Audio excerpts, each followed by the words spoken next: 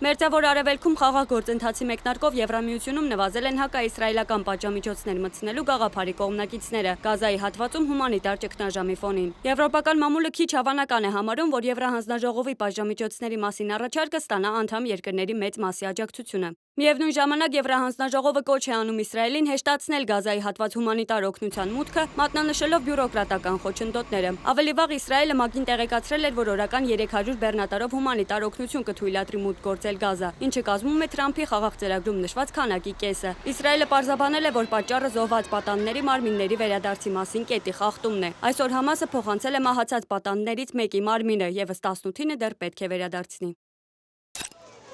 Մերձավոր Արևելքի սահմաններից դուրս գտնվող 3 երկրներ՝ Ինդոնեզիան, Ադրբեջանը եւ Պակիստանը, գլխավոր հավակնորդներն են Գազայի հատվածում ապագա կայունացման ուժերի համար զորքեր մատակարարելու հարցում։ Միացյալ Նահանգների պատերազմի նախարարության աղբյուրները Պոլիտիկոին հայտնել են, որ այս երկրներն են առավել մեծ շահագրգռվածություն ցուցաբերել զորքեր տրամադրելու հարցում։ Ինդոնեզիան, որն աշխարհի ամենամեծ մահմեդական համայնքն ունեցող երկիրն է, ձգտում է մեծացնել իր ազդեցությունը համաշխարհային ասպարեզում։ Պակիստանը եւ Ադրբեջանն էլ ըստ հեղինակավոր պարբերականի ձգտում են շահել Վաշինգտոնի եւ անձամբ Թրամփի բարեհաճությունը։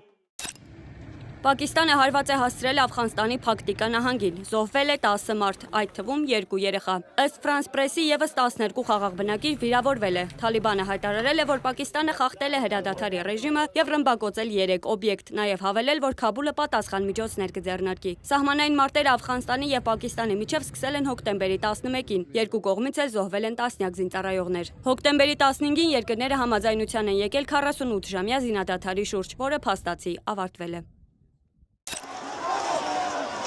Պերուի կառավարությունը երկրում չդադարող ցույցերի ֆոնին որոշել է արտակարգ դրություն հայտարարել մայրաքաղաք Լիմայում։ Ցուցարարների եւ ոստիկանների միջև բախումներում զոհվել է 1 մարդ, վիրավորվել 100-ից ավելին, որոնց մեծ մասը ոստիկաններ են։ Բողոքի ցույցերը վերսկսվել են նախագահ Դինա Բոլուարտեի իմպիչմենթից հետո եւ կոնգրեսի նախագահ Խոսե Խերիի նախագահական երթմնակալությունից 1 շաբաթ անց։ Ցույցերը կազմակերպում են հիմնականում երիտասարդ ակտիվիստները, որոնց միավորում է աշխարհում արդեն մեծ տարածում ստացած Ջենզի շարժումը։ Մոնիկա Հայրոյան, Reopen Media։